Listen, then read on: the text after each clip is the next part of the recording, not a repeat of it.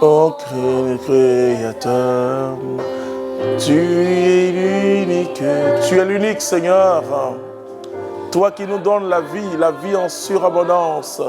Il n'y a point d'autre Dieu.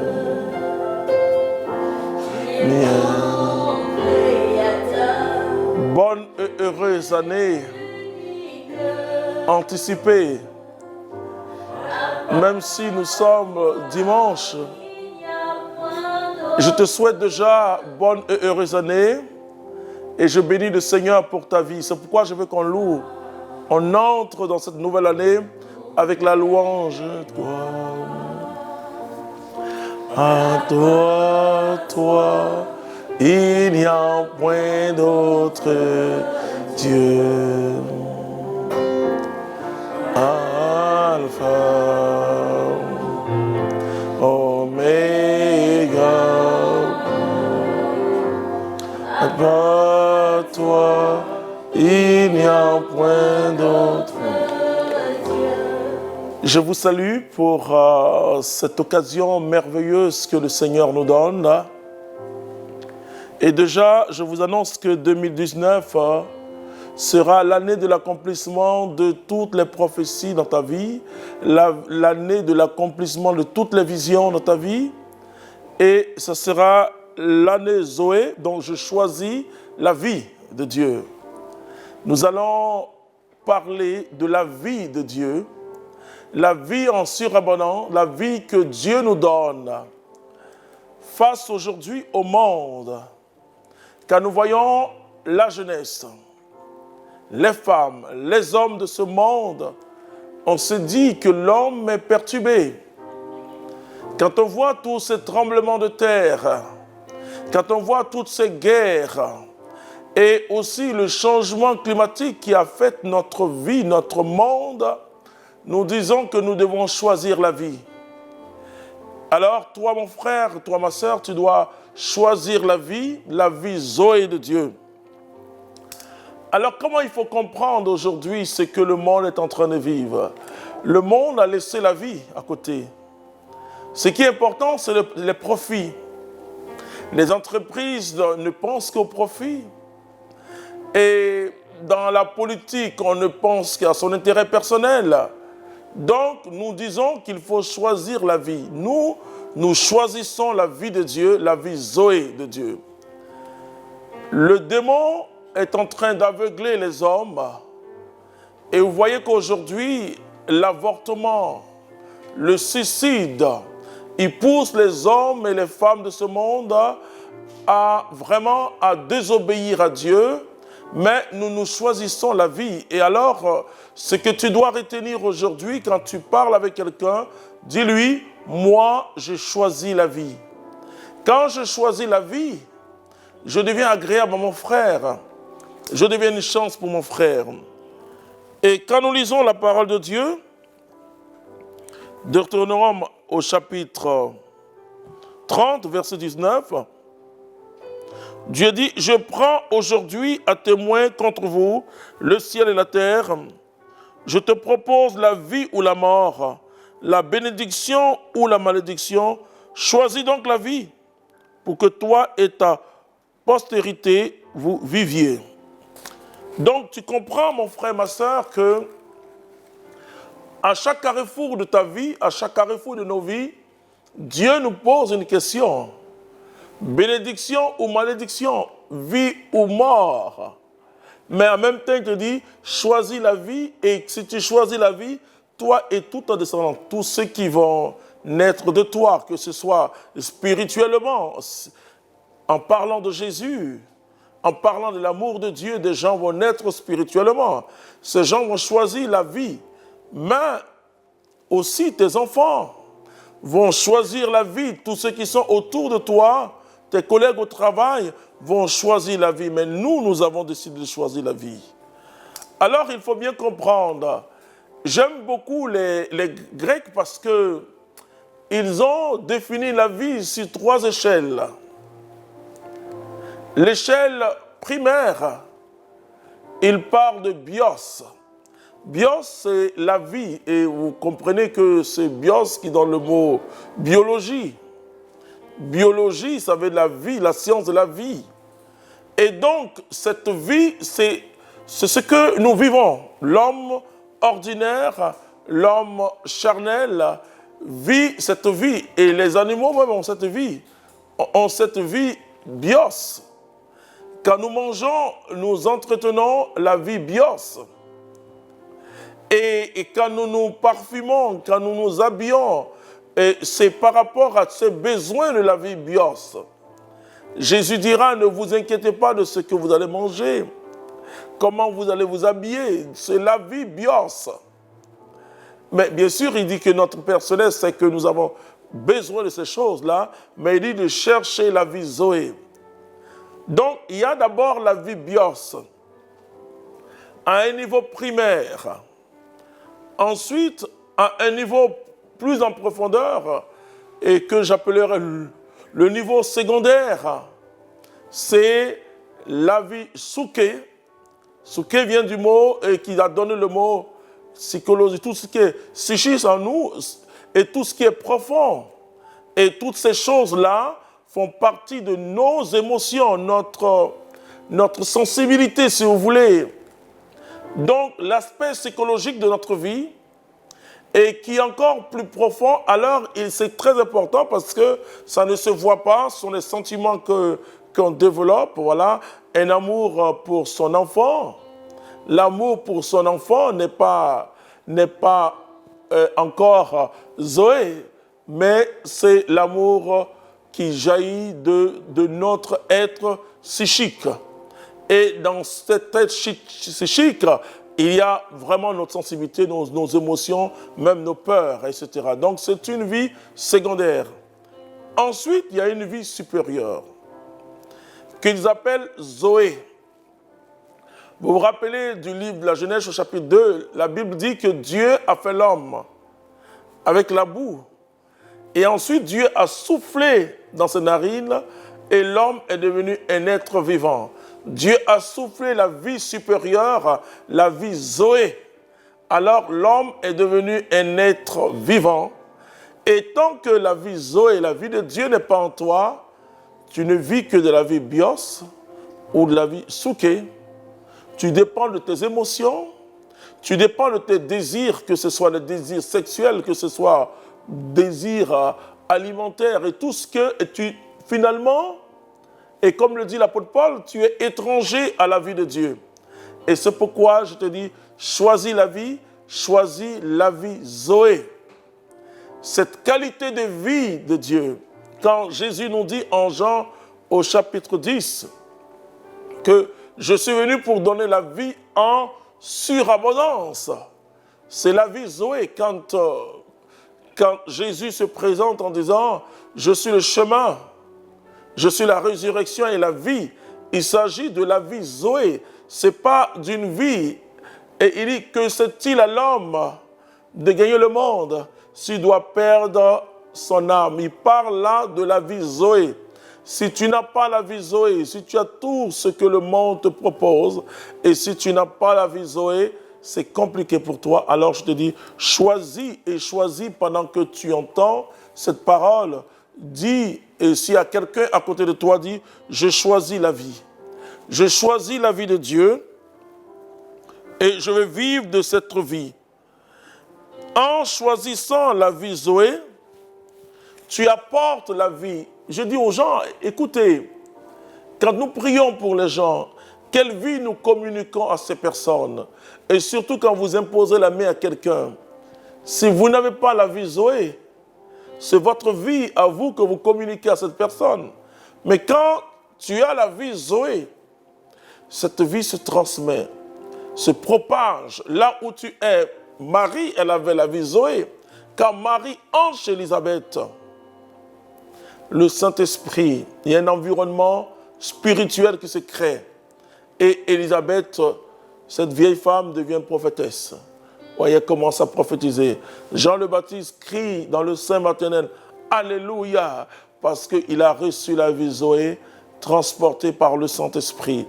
Alors, choisis la vie. la vie Zoé de Dieu. Et sache que 2019 est pour toi la vie Zoé. Tu as la vie des hommes. Tu réfléchis comme un homme, c'est déjà très bien. Mais en 2019, tu vas réfléchir comme Dieu. Tu auras la sagesse de Dieu. Alléluia. Je vais essayer de répondre en même temps à certains de nos internautes qui nous écrivent. Et je vais parler à mon frère Gilbert. Comment reconnaître la voix du Seigneur et faire un choix? C'est très important. Oui, avec la vie Zoé, tu sais la vie qui n'est pas la vie de Dieu en toi. Le Saint-Esprit qui renouvelle notre intelligence nous rend sensibles aux choses de Dieu. Dieu parle à tout être, mais ce n'est pas tout le monde qui est capable d'entendre la voix de Dieu. Et ce n'est pas parce que tu n'entends pas la voix de Dieu que Dieu ne te parle pas.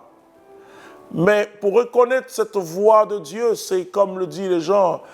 Souvent on dit, écoutez, et si tu attends, si c'est une voix qui te donne la paix. Vous savez que si une voix te dit, tue ton ennemi, et ça peut te donner la paix. Hein? Ou bien venge-toi, tu dis, oh, enfin j'ai la réponse. Non. La voix de Dieu, c'est la surprise. Ce n'est pas une voix qui jaillit de notre réflexion, de nos analyses. La voix de Dieu, c'est une voix qui nous surprend toujours.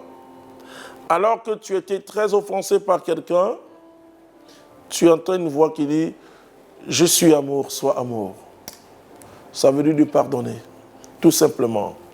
Et on ne s'habitue pas à la voix de Dieu. Ça, je suis obligé de vous le dire. Parce que la voix de Dieu, c'est, je te le dis, ce n'est pas une voix qui t'arrange. Hein? C'est une voix qui te surprend et qui te conduit au-delà de ce que tu fais. Oh, bien sûr, Dieu nous encourage, mais Dieu nous pousse à sa vie. Il dit, soyez parfaits comme votre Père Céleste est parfait. Donc la voix de Dieu, c'est... Et quand il y a un renouvellement de l'intelligence, on devient sensible. On devient sensible aux choses de Dieu. Et donc Dieu nous parle par des images, par des songes. Il nous parle même, parfois tu es en train de prendre ta douche et Dieu te parle. Et à travers des symboles, Dieu nous parle de plusieurs façons. Le plus important, c'est que la vie Zoé doit être en toi. Je vais répondre aussi à Eba. Un chrétien doit-il se soumettre au rituel de purification des veuves? Des veuves, bon, je suppose que la personne voulait dire, enfin, on voulait écrire veuve, et souvent c'est ça, et du village pour ne pas être banni de son village par la chefferie. Écoutez, non, explique-leur que c'est leur religion. Toi, tu demandes à un prêtre de bénir l'eau, et tu leur dis, voici l'eau, je me laverai ça. Il n'y a pas de problème. Hein. Beaucoup de chrétiens le font. Mais attention, quand tu fais, ça ne doit pas avoir le même sens que ces rituels de purification habituels. Parce que ce rituel de purification, c'est pour eux sanctifier la veuve. Ou aussi le veuf, je ne sais pas si ça s'est fait comme ça, mais en général, ce que moi je sais, c'est la veuve. Attention, mais toi, tu te laves avec ça comme bénédiction de Dieu, mais pas comme purification, parce que ce n'est pas parce que ton mari est mort que tu es impur. C'est pas ça, hein? Et parce qu'ils font ça pour chasser la mort, pour ne pas que le mari vienne chercher la femme.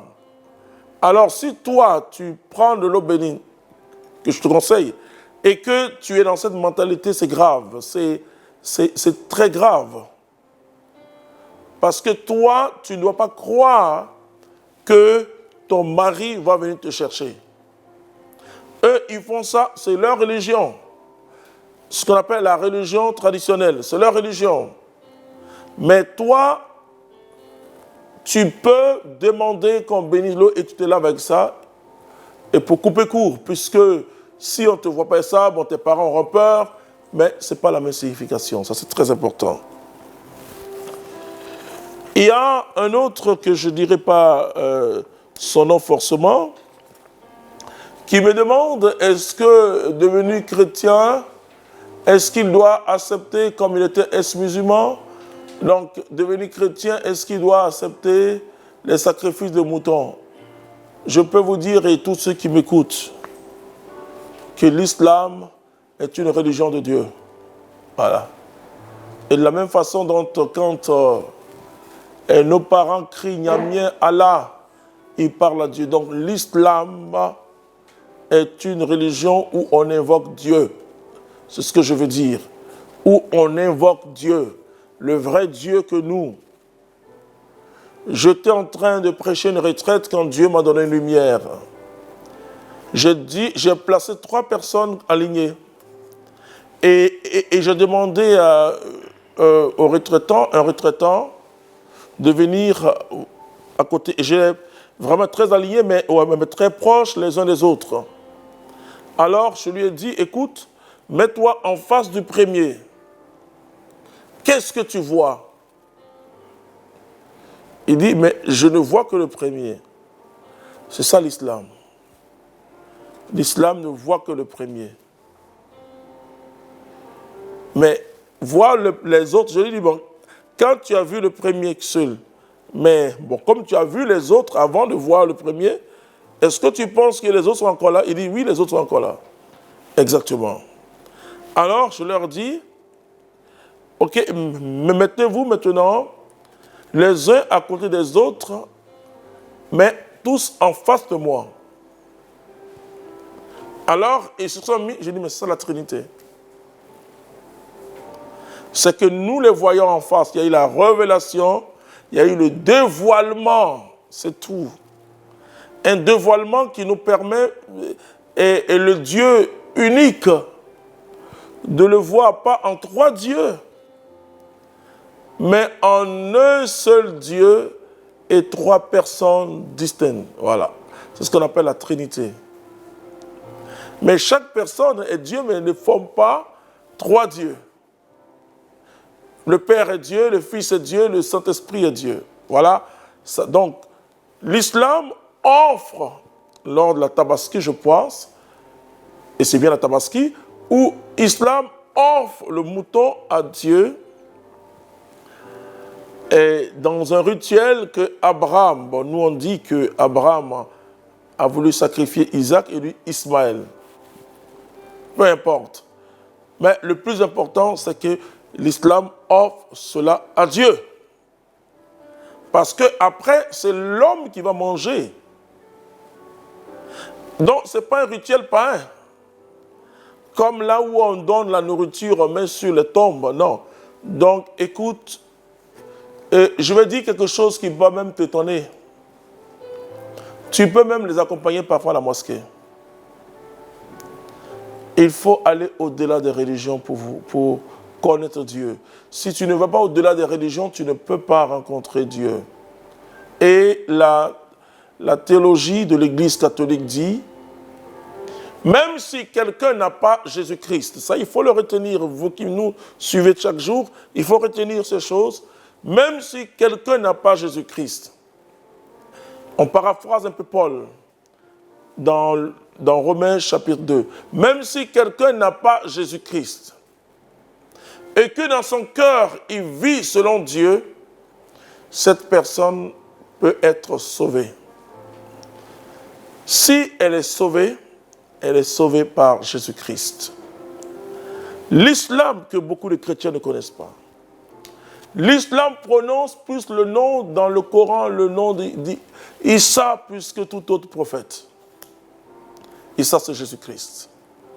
Donc, tu as rencontré Jésus, c'est une très bonne chose. Et si tes parents t'invitent à manger de la viande, il faut manger, c'est très important. Il faut dépasser les religions pour rencontrer Dieu. Tant que tu es dans la religion, vous savez, comme la Samaritaine qui voulait faire une histoire religieuse, un palabre religieux, comme on dit, Et en disant à Jésus que vous les Juifs, vous dites ça, Jésus dit l'heure vient et c'est maintenant où les vrais adorateurs auront le Père en esprit en vérité. Moi je travaille beaucoup avec les musulmans. On a une plateforme où il y a les musulmans et quand on s'explique, on dit on est des frères. On est des frères. On est des frères. Et donc tu as bien compris, quand ils sont alignés et collés les uns aux autres, tu as l'impression de voir une seule personne. C'est ça l'unicité radicale de l'islam. Le christianisme dit un seul Dieu en trois personnes distinctes. Trois volontés. Mais toutes ces volontés convergent ensemble. Le Père ne dit pas autre chose que le Fils enfin je ne sais pas, contredit et l'Esprit Saint se fâche. Non, enfin, c'est pas comme ça. C'est pas comme cela et c'est pourquoi j'aime beaucoup l'icône de la Sainte Trinité. C'est une icône où on voit les trois personnes qui convergent dans le regard et parce qu'ils ont le même but. Amen. Alors, il y a une autre personne que je ne... Voilà. Dioman, comment reconnaître les faux prophètes? J'ai fait la remarque qu'ils opèrent des miracles. J'ai fait la remarque, peut-être l'observation, qu'ils opèrent des miracles au nom de Jésus. Le problème, quand vous lisez les Actes des Apôtres, ce n'est pas le fait de dire au nom de Jésus. C'est est-ce qu'ils ont la vie Zoé de Jésus? Vous savez, Paul dit, je traite durement mon corps de peur qu'après avoir prêché, je sois disqualifié. Vous pouvez recevoir toutes sortes de charismes, de ministères, même de miracles, et vous pouvez dévier. Parce que quand on dévie, ça veut dire qu'on n'utilise pas le don de Dieu selon le but, selon le projet de Dieu. Mais on l'utilise plutôt pour une fin à soi. On peut utiliser le don de Dieu pour avoir de l'argent soi-même. On peut utiliser le don de Dieu pour faire beaucoup de choses. Rappelez-vous que Satan est descendu avec la même puissance qu'il avait auprès de Dieu. Mais c'est que cette puissance est erronée. Et je le dirais, elle a dévié de son but. Et cette puissance, aujourd'hui, est corrompue. Donc, tu peux avoir un charisme, mais le charisme peut être corrompu. Dieu peut toucher les gens quand tu pries, mais toi-même, tu es disqualifié. C'est pourquoi Jésus dit, beaucoup viendront, ils diront, Seigneur, en ton nom, nous avons guéri les malades, chassé les démons, prophétisé. Il dit, je ne vous connais pas. Donc, avant de parler de faux prophètes, c'est-à-dire tu peux avoir tous les charismes, mais si tu n'exerces pas ce charisme selon le plan de Dieu, c'est déjà une déviation. Quand on parle de la déviation, c'est ça. C'est de détourner, c'est aussi, et la simonie, c'est-à-dire que le fait de vendre, en somme, le don de Dieu, c'est une déviation. Maintenant, le faux prophète, c'est clair que Moïse nous explique cela au Deutéronome chapitre 18, à partir du verset 18. Il dit quand un prophète annoncera quelque chose. Mais écoute, les commiants, les féticheurs et les devins annoncent des choses qui se réalisent. Mais cela ne veut pas dire qu'ils sont prophètes de Dieu. Le discernement le plus simple, c'est par les fruits. J'ai dit que les gens peuvent tomber en transe. Ils peuvent même avoir des forces guérisons. Et il y a des gens de sciences occultes qui arrivent à faire ça. Mais c'est les fruits. On juge l'arbre et c'est le critère de discernement que Jésus lui-même a donné. On ne juge l'arbre que par ses fruits. Un mauvais arbre ne peut pas donner de bons fruits et un bon arbre ne peut pas donner de mauvais fruits. Alors, c'est par les fruits. Maintenant, quand tu as le charisme de discernement des esprits, c'est tout de suite, tu le sens. Quand c'est une personne qui est habitée de Dieu, quand elle parle, tu sens une présence. Que tu sois d'accord ou pas, mais tu sens une présence, une grande présence de Dieu, et qui peut même te déranger si tu ne veux pas, mais tu ne peux pas ne pas être sensible à ce qu'il est en train de dire. Donc, parce que l'esprit de Dieu crée un environnement de miracles, un environnement de vie Zoé. Marie entre chez Élisabeth, remplie du Saint-Esprit, la vie Zoé de Dieu se répand. Je vais encore répondre à une autre question qui vient de Charlie. Que faut-il faire pour vaincre le non-accomplissement, sachant que les opportunités viennent et n'aboutissent pas dans le cadre professionnel? Charlie, écoute bien ce que je vais te dire. Comprends qu'il faut la connaissance. Jésus a donné la clé à Pierre en disant à Pierre, ce n'est ni la chair ni le sang qui t'ont révélé, mais c'est mon Père. Tu es Pierre, cette pierre, je bâtirai mon église, et le séjour des morts n'aura aucun pouvoir sur cette église. Je te donne la clé du royaume. Tout ce que tu vas lier sur la terre sera lié dans les cieux, et tout ce que tu vas délier sur la terre sera délié dans les cieux. C'est la connaissance. Finalement, c'est la connaissance qui donne le succès. D'abord, rapproche-toi de Dieu. Et Dieu va te communiquer les principes de l'accomplissement des bénédictions. Et quand le Seigneur commence à faire quelque chose, c'est pourquoi je vais, sans publicité, t'inviter à la fin du mois de février à une retraite assez importante qu'on appelle la sécurisation prophétique. Parce que tu dois comprendre que ce n'est pas à tout le monde, c'est même pas africain de le dire, ce n'est pas à tout le monde qu'on dit les choses. La Sunamite, quand son enfant était mort, elle pouvait le dire aux gens, elle pouvait le dire à son mari, mais elle n'a rien dit. Parce que si vous parlez à des gens qui n'ont pas la foi, ça peut vous contaminer. Donc, ce n'est pas une histoire de fétiche pour dire « non, je cache le secret ». Non, avec Christ, tout est dévoilé, ce qui était caché est révélé maintenant. Mais c'est surtout à qui tu parles. Tu dois parler à des hommes et des femmes de foi. Si tu dis à quelqu'un, écoute, j'ai un marché de 2 milliards CFA, un marché de 2 milliards CFA, c'est-à-dire qu'un marché au moins de 1 million 600 000 euros. Écoute, les gens vont dire, écoute, mais est-ce qu'il n'est pas fou, par exemple? Donc, tu as besoin de créer toi-même un environnement très sécurisé autour de toi.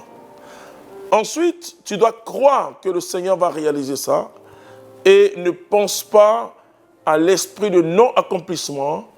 De toute manière, 2019, c'est l'esprit de l'accomplissement qui va se manifester en toi.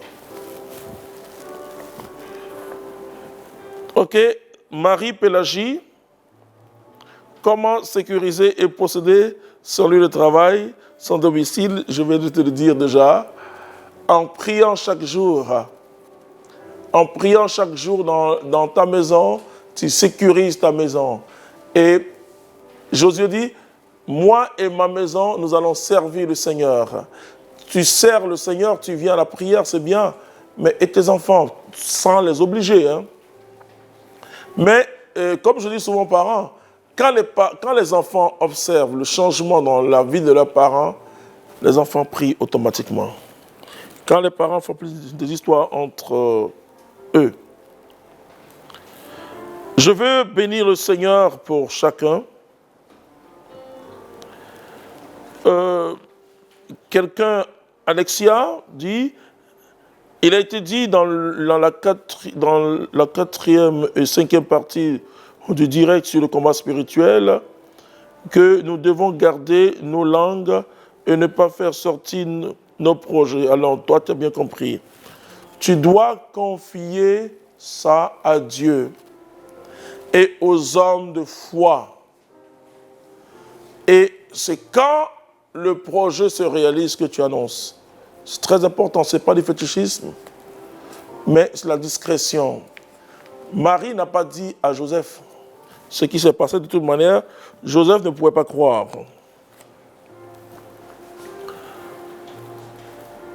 Roselyne dit, comment savoir ce pourquoi Dieu, comment savoir ce pourquoi Dieu est créé, comment entrer dans sa destinée prophétique. Bon, enfin, je ne comprends pas bien.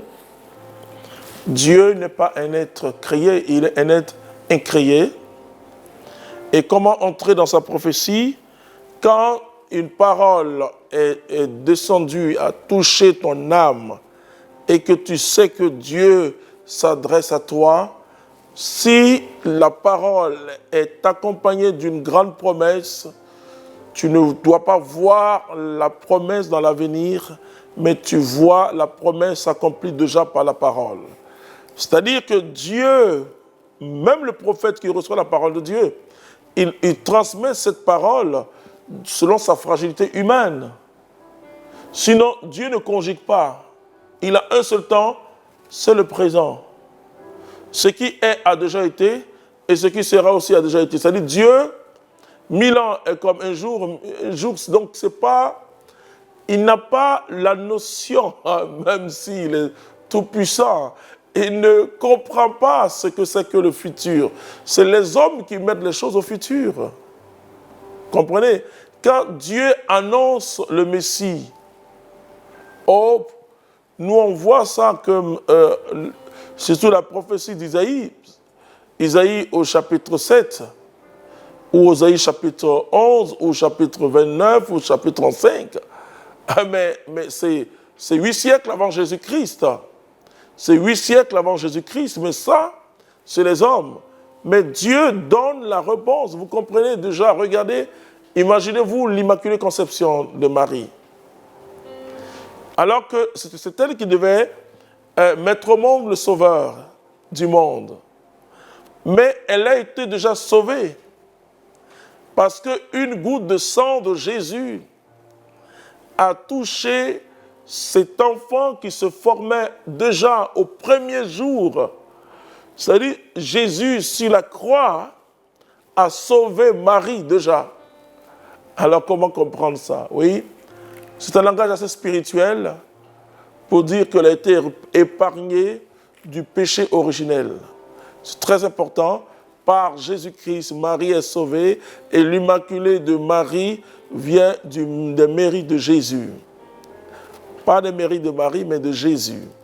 C'est très important qu'il faut savoir. Donc, quand tu reçois une prophétie, entre dans ta prophétie. Même si nous sommes dans un système physique où la chose mène un peu de temps, quand je dis à quelqu'un, donne-moi un verre d'eau, ça peut durer 3 secondes ou 4 secondes ou même 1 minute ou 2 minutes. Mais en Dieu, ce n'est pas ça. Dieu dit, je te donne.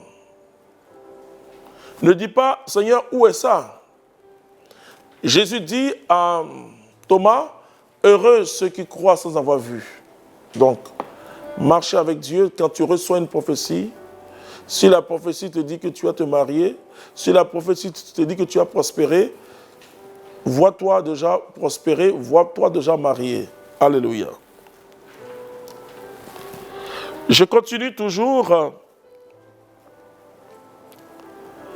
avec Natacha.